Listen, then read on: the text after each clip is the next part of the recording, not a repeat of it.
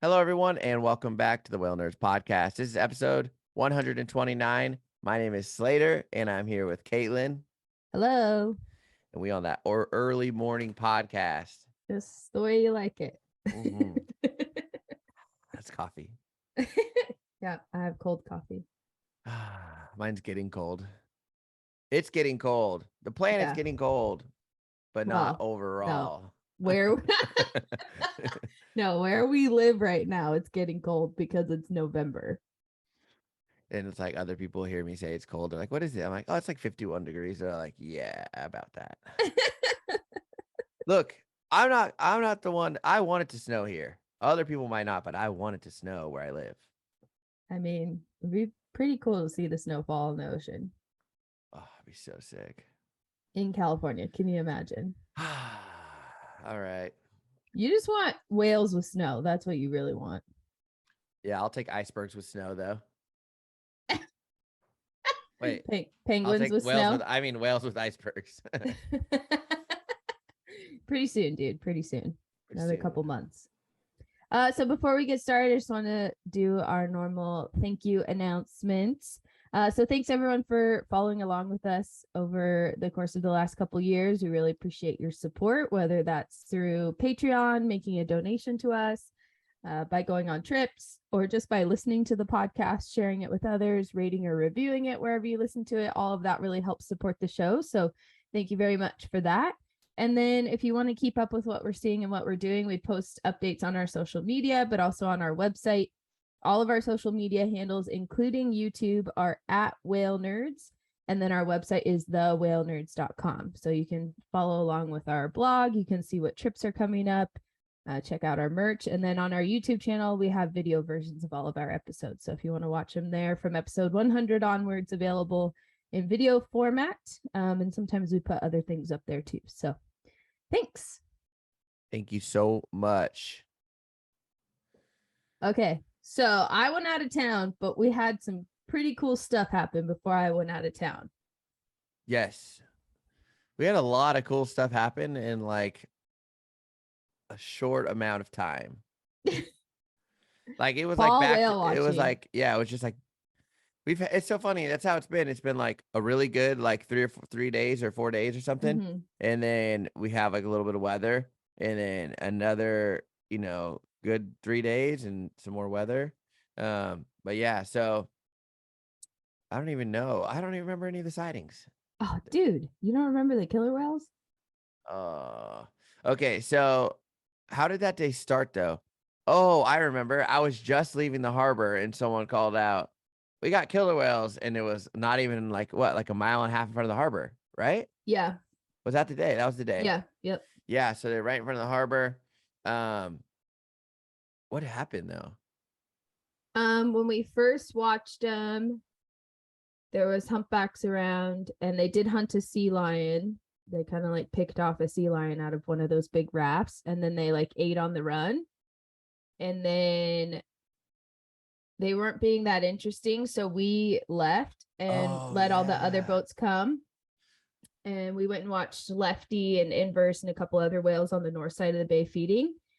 And then by the time we came back, that's when all the craziness was happening. Okay, so I didn't leave, and it was Right. super calm too. Yeah.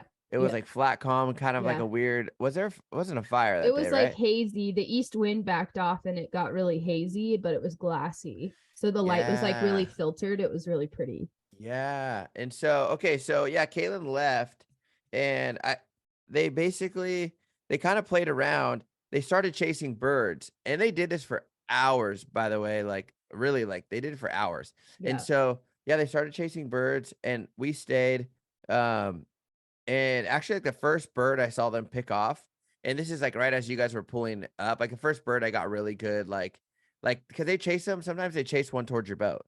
Yeah. And so I finally had like a really pretty good close encounter with them with with the youngest one, the baby was chasing a bird and it chased a fulmar, a northern fulmar. And then I got it like the fulmar at this point like just has its wings flopped out, like it's definitely can't fly anymore. It's been like kicked and pulled down like 10 times. And so yeah, it has its wings spread out the surface and I'm like just focused and filming that fulmar, and sure enough, boom, spy hop. And so I actually missed the first one. It did it like it did a perfect. I mean, like literally a perfect shot, and I like kind of like missed it. And then I was like, I'm gonna take a photo. I'm not gonna worry about video. I'm just gonna get because that's like a shot I've always wanted to get is anything, any killer whale spy hopping with something in his mouth is really cool. And so it does a nice, like not really crazy high one, but nice enough to like have the eye out of the water and have the fulmar like draped out of the mouth with its head down. So I got a really cool shot of that. Then I flipped it back to video, and then it did this like breachy, it like where it picked it up and just like kind of shook it to the left, like Yeah. a little side breach action. And then I also got a spy hop with it in its mouth, the fulmar. Yeah. Then you guys came and you guys had a crazy little bird encounter too with the auklet. Yeah, so they were first chasing those fulmars around for a while, and I guess the fulmars right now are molting their primary flight feathers, so that's why they can't fly away. Some of them are not. They're kind of like they need some wind to get off the water right now because they don't have all their feathers. And then they started chasing auklets again, like they have earlier this season, and they did bring it over to us again, which is like it's like so morbid. It's like, here, look what I did. Here's this dead bird. It's like a cat, and you're like, dude, that's gross. It was cool because Steve and I were just like across from you guys. I don't remember how far away, but like maybe a couple hundred yards away from your boat. And yeah, we could see all of you guys leaning over, and the bird, and then I like zoom in, I could see the bird floating next to the hull of your boat, and then like at the water line, and then it's just like the killer whale's kind of like circling, and then I could tell it like went under, went on the like out the backside of your boat, and then came back. Yeah. And it's just like just checking out that bird. But it's so weird. I really wonder if it's like, is this thing gonna take it, or like I don't think it was necessarily. I don't really think it was like giving it to the boats. I think it just happened to be there's boats around and they're hacky sacking it all over. But it could be. I mean, it has been documented, right, in other places. So yeah, I don't know it's if not they like were there's a human in the water. You know what I mean? yeah, I don't know if they were like leaving it for us or what, because a couple times they like left it and like went way far Yeah. away and then came back and got it, and I was like, huh. So that original fulmar they killed by my boat, they ended up leaving it, and it went past mine right into another person. It drifted past mine to another boat, went right by them, and they never came and picked it up, but they just went for a new bird. Yeah. Which ended up being that bird actually. Yeah, the that you're with. auklets, they kind of like left with different boats and then came back and got them. So I don't know. Yeah, I don't know. And then they were like making the craziest noises at the surface. That was probably the coolest part of it all, was hearing them all vocalize at the surface. I've definitely heard killer whales vocalize before like that, or like, okay, so here's the thing. It's like a vocalization, but I heard one. Okay, and this is a shot that I missed because I was recording. Every time I hit record, I was stopping it like a dummy. Yeah, because you I were was off. like, there's a lot of a lot of stuff going on, and so yeah, in an off one, the killer whale had his mouth just opened in the water on the fulmar, and it was going, but it wasn't. So there was two different things going on. There was sometimes they were vocal, like I don't know, sending this vocalization out of their mouth, and then there's another time where they had their blowholes pinched and they were just like, "Brrr," you know what I mean? Yeah, they were like blowing raspberries. Yeah, like and then they were like making the squeaking. yeah. The little one was squeaking and squealing a lot, but the one of the older females might have been Aurora. She was just like, she blew a raspberry for like 45 seconds. Yes, very long. And it was so loud. Like I've seen videos from almost every boat during that encounter, and we're all different distances and angles away, and everyone's sound is so clear. I know it's weird. It's very weird. It's like for some reason the phone picked it up so well. Yeah. I'm like, I'm not even near this killer whale. I mean, I'm like 400, 500 feet away, filming it going towards another boat. It's literally stopped 10 feet from another boat, staring at it, just making that noise. And it's like, what the? Yeah.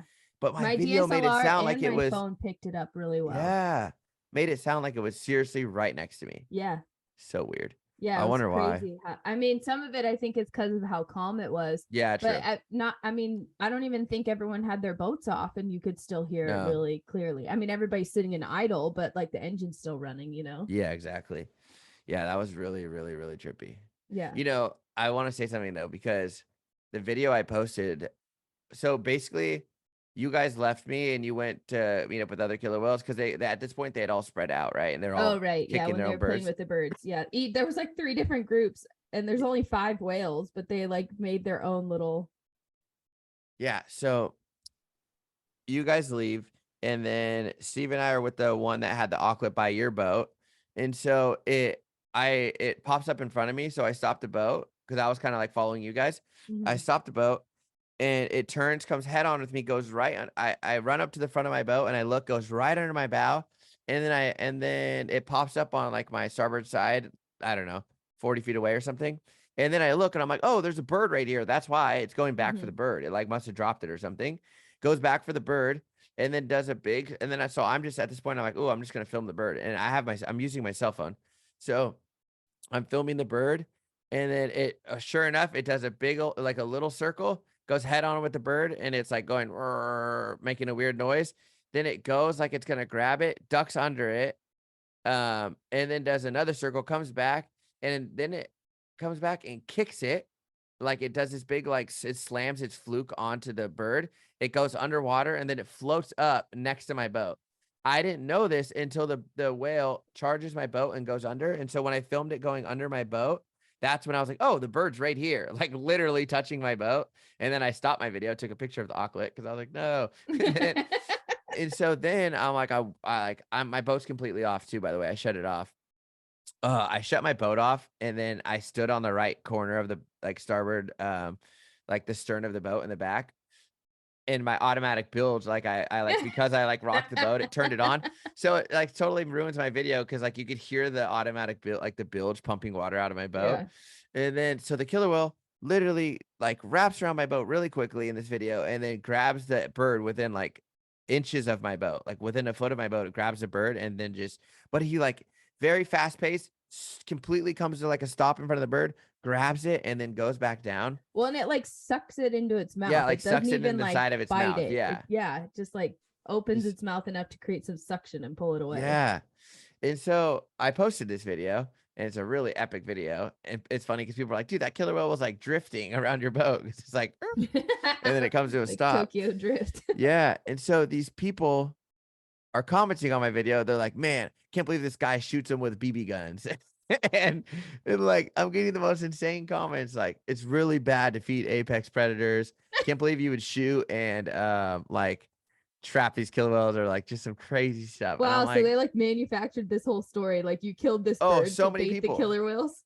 Yeah, they're like, I was like, well, the thing is my whistle wasn't working anymore. They stopped coming over. You know, it's just like at this point, like I kind of just stopped replying to them because it's like Yeah. it's hard to not be almost rude when you're commenting Yeah. back to people Yeah. because yeah, people get pretty defensive. So it's like I can't. Unfortunately, sometimes I can't comment back, but man, yeah, people will be saying some crazy stuff about me shooting these birds, feeding them, and trying. And they're like, "Can't believe you do this for a picture." And I was like, "Dude."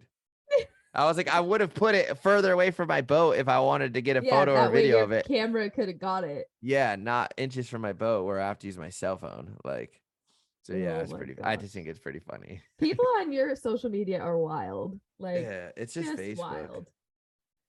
Yeah, so So just for clarification, Slater did not kill the auklet to get the yeah, photo or op. the 5 or 15 that they killed in that hour that they were just that which little that little whale in their family like loves birds. yeah. Oh yeah. Like you could see like as soon as another family member had a bird, it was like flying over there to get to him and be like, I want your bird. Well, so so then I was kind of the last to see them and I was following them out to sea and wait.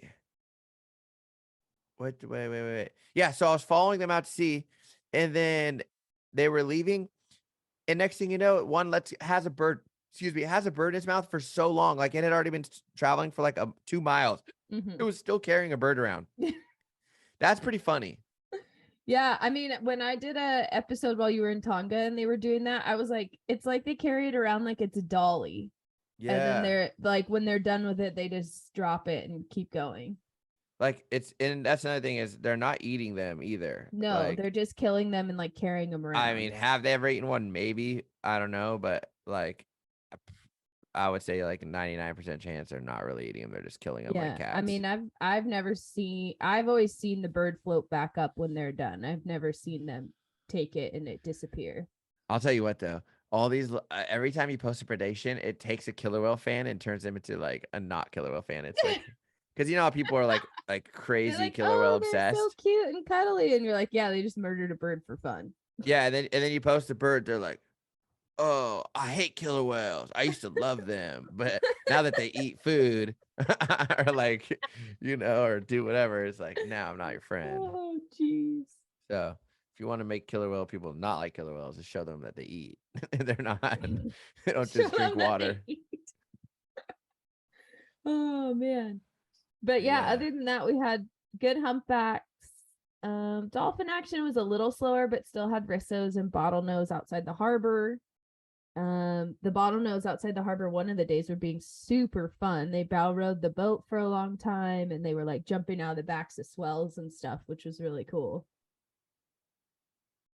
The bottlenose don't play with me. No, They're actually, like the same size as your boat. They're no, like, you're not big enough. I had them come over.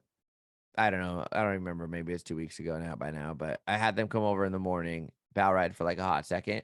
But then Yeah. they go in towards the beach, and then it's like Yeah. I could either keep following them way in to the shallow, or I could like start heading out for whales. Yeah. So I don't know. It's a tough thing with the bottlenose. They could be a Yeah. good distraction. Yeah. If it's calm out and you know you have lots of time, then it's cool. But or if it's at the end of your trip, then it's Yeah. like perfect. But yeah, that's the most playful I've ever seen those coastal bottlenose. They were like launching out of the swell like you see in those surf videos, which was pretty cool. I think they love Kate's boat because really Kate and Doug and them and some other photographers on her boat really have some cool shots. Like she has photos, I think, with salmon in their mouth. Yeah, I have photos of salmon in their mouth this year too. Ah, Yeah. flipper flapper. Yeah, it's nice like when they're feeding on a bigger fish, they do kind of like beat it up at the surface a little bit so it gives you a chance to like shoot it. And then of course Kate just loves those coastal bottlenose, so she'll take the time to like sit there and get a good shot of them. But Yep. it's easier to see them from her boat too, because like even if they're way in on the shore, because you're upstairs, you have a better vantage point to spot them before you get in. Yeah. So we are kind of getting into this time of year where it's like, okay, so here's the thing is I keep thinking like, oh, the season's gonna be ending soon. But it's like last year I had whales. My claim to fame is I had whales lunch feeding on Thanksgiving night. Yeah. So Yeah. it's like, and there was humpbacks into December last year and into Mhm. January we had humpbacks. Mhm. So it's like it might be ending or it might be thinning out, but it's also like the other 2 days ago we had 15, like up to maybe 15 whales, Yeah. to the north. So I don't know. It sounded pretty thin yesterday, but I'm hoping. I don't know. It only takes one whale to have a good trip. So, Yeah, for sure. Yeah, and this time of year, like if you're whale watching on the West Coast, the whales are definitely spread out because they're starting to migrate. So even in Southern California, they're having pretty good and consistent sightings, like all down the coast. I'm seeing lots of humpback reports from like Morro Bay, Avila Beach, off of Dana Point, Newport, LA, Santa Barbara. And then pretty soon, I'm expecting to see reports off San Diego. I haven't really seen anything yet, but pretty soon. So they're starting to move, which is cool. And I expect to start seeing gray whales soon. More my people saying they're seeing gray whales, at least. Maybe not us out of Moss, but my buddy Devo posted a video. I actually don't even know. It looked like he was behind Catalina, but I was looking at the whales flukes, and it's so weird. I screenshotted his cell phone video, and it said Alaska and like Maui, but I just don't think it matched it really correctly. I mean, it could have been, but and then the other whale he saw had only been seen like somewhere else too. That one matched pretty well because it had like some good easy marks. But man, I don't know. It really looks like the whale. It could have been an Alaskan Hawaii whale out behind that Channel Islands. yeah. I mean, I've been kind of lurking on Happy Whale too with some of the whales we've been seeing, and like there's definitely whales that are coming up and down the coast that break the mold for the typical like migration pattern or whatever. And this is the time of year. This time of year in the spring, I think, is when you're going to see those animals off the California coast. And like, I don't know, it'll be interesting to see what all of our matches come back as over the next couple weeks, because we definitely have whales around that have done some funny things. Yeah. And then, I mean, neither of us saw it, but we'll talk about it more in another episode. But just a teaser, there was a newborn humpback calf in Monterey Bay. But I called on the radio and said, or no, I commented and I said, I hope someone got the fluke ID of the mom, and they did. Kate's seen that whale before. It's so funny. The one of the owners of Newport Landing, he must have an account for some reason down there. It says Thor saw this whale, and I'm like, what? Oh, maybe he's just the account manager for their happy whale. So yeah, maybe he just has the account, but it's what's it called? It's been seen off of LA and it came up here. So there's not a lot of sighting history for the mom. There's big gaps in her sighting history. I think it's CRC. If I remember, it's CRC 1558. 1558. Yeah, it's CRC 1558. It's been seen off of Cabo, Los Angeles, and then up. I guess it's been seen here 8 times, but I bet a lot of them were just from the other day. So yeah, we'll probably do another episode talking about like all the weird things we're seeing with the humpbacks right now, but just kind of a preview, because we have been seeing that kind of stuff. And where'd you leave town to? I went out of town and I went to New York last week, and I was there for the Safina Center annual gala, their fundraising event and their like thank you event to all the people that support the Safina Center. And since they sponsored Whale Nerds and another one of my projects this year, I went because I'm a junior fellow at the center. Yeah. And yeah, it was pretty fun. Got to meet some of the other fellows. They're super cool people doing super cool things. And it was really nice to meet them all and to kind of interact with all the people at the Safina Center. But I also went whale watching, which was really fun. I got to meet up with my friend Erica, who wrote the book on plastics. We've had her on the podcast a couple times. And we went whale watching out of Brooklyn with American Princess Cruises, who's partnered with Gotham Whale. And we went out on their afternoon whale watch. We got to see one humpback whale, which was fun. And this time of year, it is the seasonal management area is in effect for right whales, even off the coast of New York, pretty much all down the eastern seaboard. So we could only go 10 knots for most of the trip because that's the right whale slow zone. And for this trip, we went off the coast of Long Island. So we kind of like went northeast after we left the harbor. How often do they see the right whales in New York? I don't think they see them very often. They have been seen there, but they do a lot of acoustic detection and also just like seasonal patterns of migration. So they know the whales are starting to migrate south because they have either aerial observations or acoustic detection. So then the management zone goes into place after that. Because they go to Canada, right? Oh, yeah, wait, no. So they breed off of Florida and Georgia, and then they go New York south all the way out. Okay, real quick, you guys, just so you know, New York should be above Boston. They messed up when they put it on the map. I don't know why, but the geography got all messed up over there. It's so funny how many people from the West Coast don't realize that New York is south of Massachusetts. Because New York just seems like it should be at the corner of the U.S. flying out towards Europe. Like, I don't know. It just doesn't make sense. It really doesn't. Plus, it's like I don't know. It just seems like it's the further. I don't know. It's messed up, man. Someone messed us up. Maine is at the top. I know. Someone messed us up good. I'll bet you if you went to like, those people that, like interview people at the beach and ask them questions like that are like a 5th grader should know kind of thing. Yeah. It's like if you ask people where New York is, I bet so many people would say like, oh yeah, it's at the very tip, like the opposite. I mean, one corner of New York touches Canada, but like that's on the other side away from the ocean. Yeah, it's like inland though. Oh, that's funny. Anyways, so we went up off the coast of Long Island, so it was pretty cool to like see the New York City skyline in the background at some points when we were watching the whale. And you really get a feel for how industrialized the ocean is there, because like we're watching the whale in the middle of these anchored container ships. Some of them are empty, some of them still have containers on them waiting to be offloaded. There's also like a shoreline construction project, so there's a bunch of dredges out there, and then you can see the other ships coming into the ports, coming and going, and you're like, dang, this is a human ocean now. And then like here's this poor whale like swimming around in between them all. Yeah.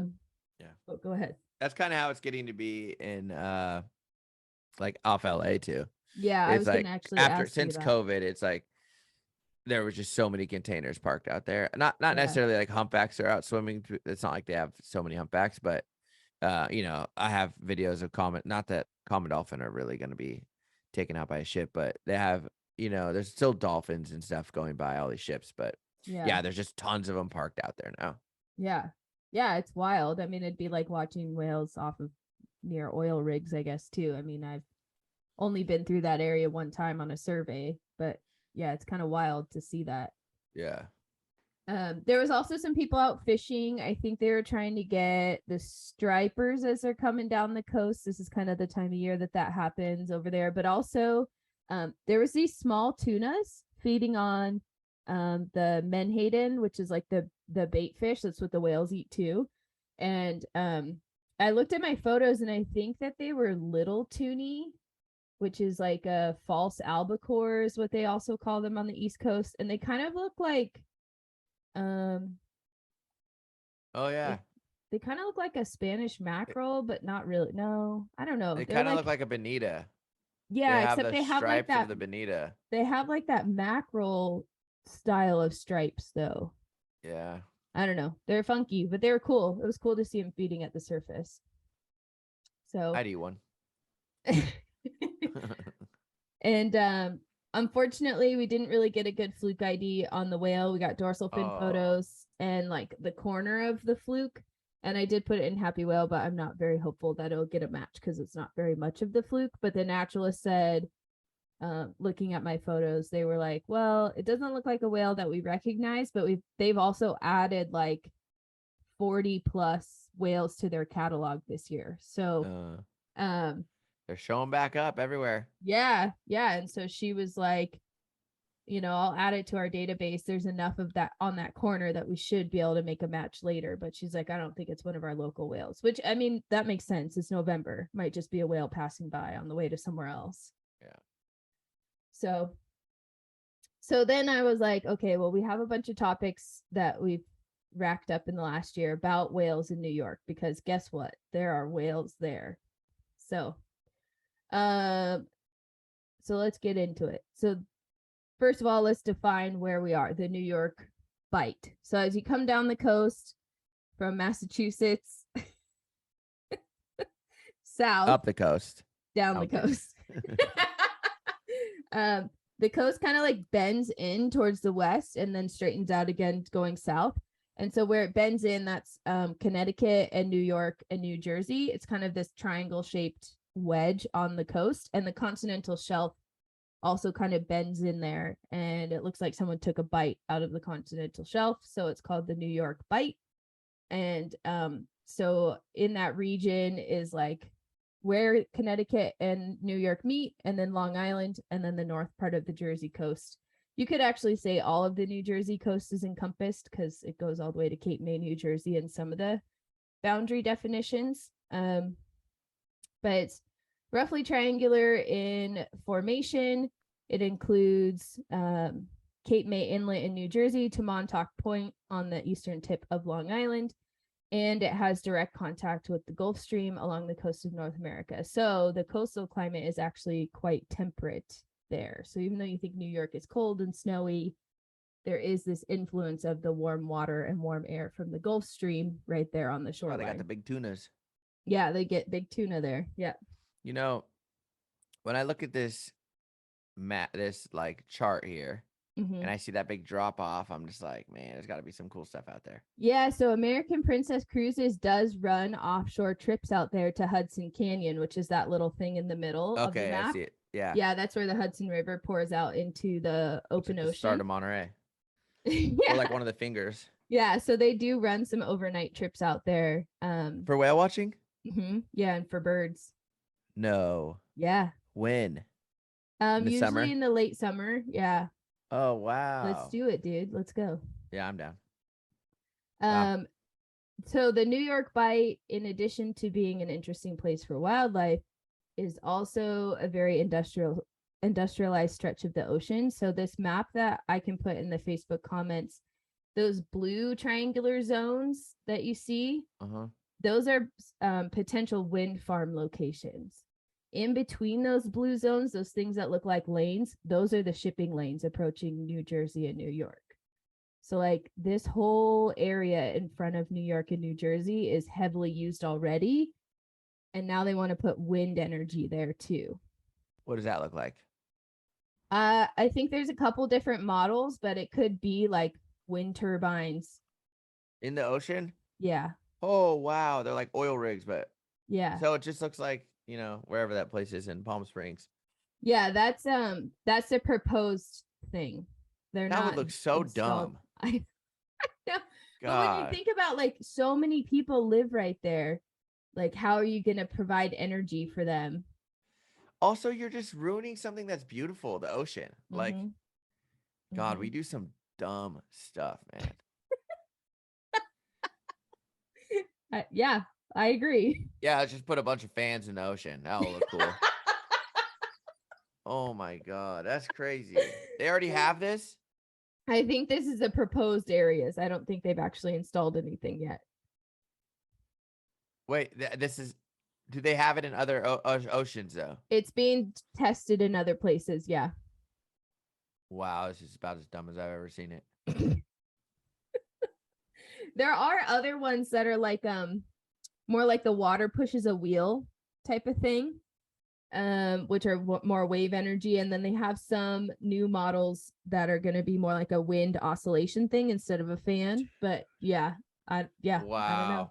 Albatross offshore wind farm, North Sea, Germany. It looks like there's one every 100 yards for miles. Yeah. What in the? Yeah. And that's being investigated in a lot of places, including here on the US West Coast too.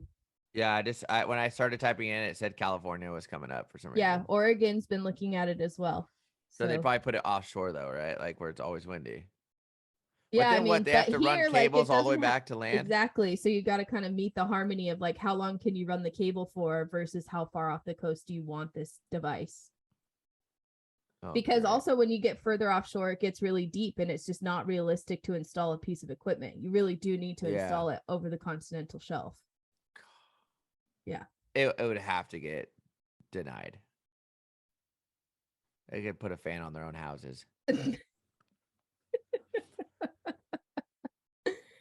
So, because this is the New York Bight is a heavy interest for offshore wind development, they do have to do some environmental research ahead of time. And so that seems to have sparked some surveys over the last few years trying to figure out what's there and what potential risks are we putting to wildlife on top of everything else that's going on off the New York Bight.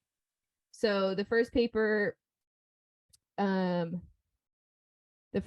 researched was distribution and density of 6 large whale species in the New York Bight for monthly surveys from 2017 to 2020. This was published in November of last year in Continental Shelf Research. The species they detected during these aerial surveys were blue whales, fin whales, sei whales, humpback whales, sperm whales, and the North Atlantic right whale. And they did survey from shore to 120 nautical miles out so that they got the inshore and offshore habitats. Their average abundance estimate of like whales in a certain space was 6.3 whales per 1,000 kilometers squared. So very spread out, much different than like the California coast. And they saw an average of 272 whales per year in the space that they surveyed. So pretty low abundance compared to what we're used to seeing, but still like that's quite a few whales using that space, right? Wow. Humpbacks and fin whales were the most common of all the species they encountered. They did record them every year and in all the seasons, and it had at least one sighting per month and they used all the habitat space near shore and offshore, which makes sense. I mean, that's pretty typical for both species, right? Wow. I'm reading the next line already. Right whales were seen in all seasons except for summer, and they mostly occurred on the shelf zone, so in the shallower waters, which is why the seasonal management area is right from when we left the harbor in New York. Sperm whales are seen in all seasons and in all months except for May and November, but they were mostly in offshore waters. And then blue whales were seen in fall and winter in offshore waters, and sei whales were in the spring on the shelf and slope. Wow. Blue whales were seen in fall and winter. So you're saying like right now we could head out there. Yeah, if the weather was nice. The tricky part about out there is when the weather gets ugly, it gets ugly. Dude, their whales aren't scared, huh? No, I mean, their whales deal with hurricanes all fall. Dude. There's one working its way in towards the like, what do you mean Bahamas sperm right whales now. were seen in all seasons except May and November? Yeah. So out on those shelves, huh? Out off the drop off. Yeah. Oh, I mean off the drop off, you know what I meant. But yeah. Dude, that's unfair. Says the guy who has sperm whales on the hydrophone most of the year in Monterey. Yeah. We're gonna start figuring out how to locate those things out there. So there are a lot more whales there than I think most people know, right there in their backyard, including some of the most endangered whales on Earth. So then this other paper I looked at was also an aerial survey paper during the same time period. Fin, humpback, and minke whales foraging events in the New York Bight as observed from aerial surveys, 2017 to 2020. This was published in March of this year in the Journal of Aquatic Mammals, and a lot of the co-authors from the previous paper we just talked about were on this paper as well. But it's interesting that they didn't have minke whales on the other paper, but they do in this one. So I don't really know what happened there. They did say that this study was motivated and funded by the New York State Department of Environmental Conservation, and it was because they're investigating offshore wind, and so they need to know like how the whales are using the space. So they focused on fin whales, humpbacks, and minke whales, and looked at their feeding behaviors in the New York Bight. And they did also acknowledge that these whales live in already heavily industrialized space and that they're looking to make it more industrial. So all three species were foraging throughout the survey period. Sometimes in mixed species aggregations where they would see them feeding all three, like fin whale, minke whale, and humpback whale in the same feeding group, and with common dolphins. Dang. Pretty cool. I'm telling you, so we need to go out there. Yeah. Okay. It's kind of funny because it's like, it's a pretty industrialized area. We might just make some like cement hotels for these. You just make hotels for the whales out there. You might as well just start building a She's crazy. Just to kind of put in perspective how much the whales are using the space, 27% of their fin whale sightings were of whales feeding. 40% of their humpback sightings were of the whales feeding, and 18% of their minke whale sightings were. I wonder if they saw them feeding at the surface. Probably, since it's an aerial survey, that's going to be my guess, which means that these probably are underestimates of how much these whales are feeding here. But did they give any coordinates out? The Whale Watch network seems to be really small because I think there's only 2 companies. I could trailer my boat. I mean, there were people out in boats are like they? yours. 120? No, I mean, when we were whale watching, they were like only a few miles. Yeah, and they said that the fish schools were detected in summer and fall, which makes sense. I mean, that's what we saw too. We saw lots of bait boils of menhaden, which are, I mean, we call them pogies in Massachusetts. They're also called bunker fish. And then we saw the tuna feeding on the bait fish too. So, and that was first week of November. So, so then there's a couple other papers. They're all basically saying the same thing. This was like a more of like a phys.org like newspaper type article. Is talking about the same things we talked about in the previous 2 papers. The whales feed on sand lance, off New York as well, which I didn't know, but they feed a lot on menhaden, which are small bait fish, and that they have seen those feeding frenzies of fin whales, humpback whales, minke whales, and common dolphins. Okay, so that means they're feeding on the menhaden, what the fin whales are too. Yeah. Yep. And that these are the whales are often observed in the shipping lanes or in heavy fishing areas, and there's definitely a significant need to develop strategies to protect these animals because they're using a very heavily urbanized space. There was also, I'll include in the Facebook comments, there's also an article about American princess cruises in Gotham Whale from Nat Geo last winter, January 21, talking about how they went out and saw that the author went out and tried to see the whale that was seen off the Statue of Liberty. Do you remember when that happened? Yeah, it's a shot I'll take. Well, I went through there like the week after, right, on the boat, and was like looking so hard, but we never saw it. But we did see whales off Jersey as soon as we came out the Hudson River and kept going south. We're off the New Jersey coast, and we did see whales off of the New Jersey coast. So that'd be sick. Yeah. It did mention in the article too that they think that the fish populations in the area are recovering because of all the water cleanup efforts. So the waterways coming out of New York were very, very polluted for a long time, but after the Clean Water Act passed in the 70s, and then there's been a lot of local investment in the waterways, they are seeing better water quality in that area, and that's actually kind of true up and down the East Coast. There's a couple different places that have stories like that, and they're starting to see the fish populations recover. So they think that's part of why the whales are coming back in, but also because the whale populations are recovering. And also, like, there used to be shore-based whaling out of New York. Like in the 1600s, when the colonization of the area began by Europeans, pretty soon after that, shore-based whaling stations were set up, and they were hunting humpback whales, fin whales, sperm whales, and right whales, all from shore, like doing the rowboat thing like they did in California. Damn. So it definitely was an area that whales used. If you could go catch a sperm whale in a rowboat off of New York. Damn. I think we were born in the wrong time. Yeah, I mean, we might not like appreciate whales though, because we'd grow up with the like you need them kind of thing. Yeah, that's the question, right? Like, would we have been suckered into the mentality that whalers used, or would we still think what we think today? I'd probably hunt him. I'll be honest. Like, yeah, I don't know. Like, I probably like I could just like. How do you know? Like, if that's what you think is right at the time. Yeah. I feel like once I saw one moving in the water, though, I'd be like, do we really need to kill this? Yeah, I guess it depends on like when you see, like how you see it. I don't know. The thing is all you need to do is look it in the eye, and then you're addicted for life. It's a fact. Yeah, and then I mean, for me, being a woman back then, that would have been, I would have had to been married to a whaler, or like pretended I was a man and stowed away on the boat. It's not like I could get a job. I could not be the captain of a boat back then.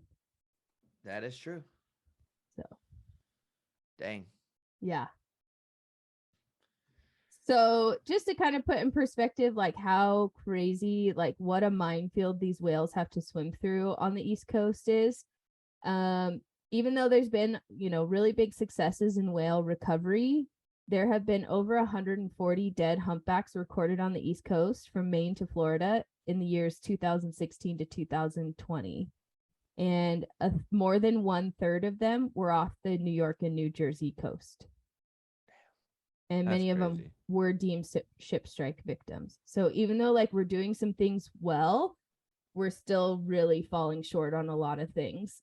There's also an active UME, unusual mortality event, for minke whales on the East Coast too. You said active? Yeah, like there's an actively declared. It says to 2021. Yeah, I think they just haven't updated the website. So and New York and New Jersey have some of the biggest ports on the East Coast, so like that's the super highway for boats, and these whales are using this space. So we've got to figure out like what to do. one of the organizations that responds to the strandings is called AMCs, and I'll link their website in the notes on Facebook. But they said they respond to 12 to 14 whale strandings a year, which if you do the math, that's more than one a month. And some stretches over the last couple of years, they've had more than one a week. So what the heck? Yeah. Humpbacks or just all whales? All whales. But still, I mean, you're pretty dang busy as a stranding response if you're doing this at least once a month. That's kind of weird because it's like that never really happens here. Yeah, I mean, I don't know if it's just because the water is so much deeper closer to shore here, so the whales usually sink, or what. Huh. But the ports are very busy over there too. That's weird. So I don't know. Yeah, wild. But basically all this is to say, if you live in New York and New Jersey, guess what? You have whales in your backyard. So go see them, or I will. We're still going to go see them even if you don't, but you should too. And also do what you can to protect them and make your local community members aware. I mean, we here in California, where we have whales is like a big thing, I feel like on the coast, we still run into people all the time that say, I've lived here my whole life and I've never seen a whale. You could go take a survey at a Starbucks and I bet you like 98% of them have never been whale watching. And even just be like, oh, well, Kate, do you ever look at the water during the winter when you're walking on the rec trail? Like, they're right there. Yeah. Every time I talk to Kate on the phone, she sees one from her house. Yeah. So if it's that bad here, where we definitely see whales for months at a time from shore, I can't imagine what it's like in New York and New Jersey. Oh, yeah. There's not a whale on anyone's mind over there. Yeah. So what I said during the Safina Center gala thing, I gave a speech, and I started my speech with, how many of you have seen a whale in the wild before? And actually, amazingly, almost every single person in the room raised their hand. And then I said, okay, my challenge to you that didn't raise your hand is to go see a whale, because you can take a boat from Brooklyn and go see a whale. I just did yesterday. And they were like, really? Like, yeah. Dang. So another way you could get involved is to help out one of the organizations in the area. If you live in New York or New Jersey, that could be like Gotham Whale or AMC's or any of the other local like coastal nonprofits. There's lots of them up and down the coast right there. So yeah, do something in your community. Tell people there's whales in your backyard and in New York City. Yeah, and inside the Hudson River sometimes in New York City. How awesome. Yeah, so super cool. If you made it this far, thanks for listening. Whale of the Week is Gotham Whale, I think. Yeah, I've been following them on Instagram for a long time. Yeah. Is that boat's a big boat, huh? Yeah, it's like the same size as the Atlantis Monterey, so like not quite 100 feet. Yeah. Sweet. Yeah. Well, thank you guys so much for listening. Secret Whale of the Week is Gotham. I don't know. Gotham Humpback. Gotham Whale. Yeah. All right. Thanks, everyone. Bye. Bye.